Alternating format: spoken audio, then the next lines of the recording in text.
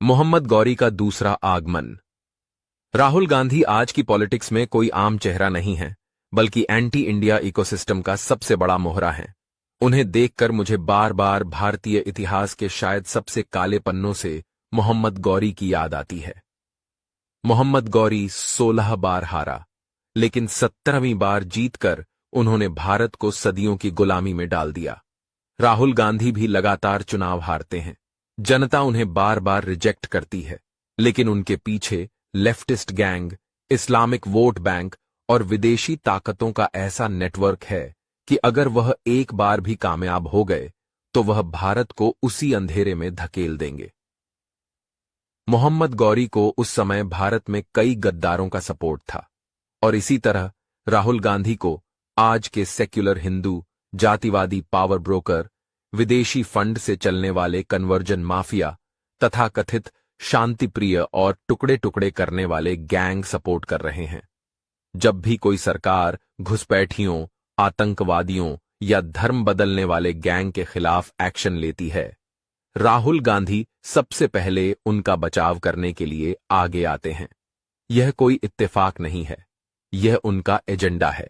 राम मंदिर बनने से लेकर आर्टिकल 370 हटाने, पहलगाम टेरर अटैक और ऑपरेशन सिंदूर तक, कांग्रेस और राहुल गांधी ने हमेशा हिंदुओं की आस्था और भारत की एकता का विरोध किया है।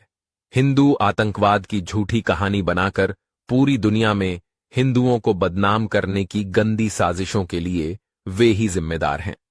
पाकिस्तान और चीन की भाषा बोलना, मणिपुर की आग में घी डालना और अलगाववादियों को बढ़ावा देना, यही उनकी पॉलिटिक्स है। राहुल गांधी भारत की परंपराओं और सनातन धर्म पर सवाल उठाना कभी नहीं भूलते। हिंदू आस्था का सम्मान करना उनके डीएनए में नहीं है, इसलिए इस्लामिक वोट बैंक ही उनकी असली ताकत है।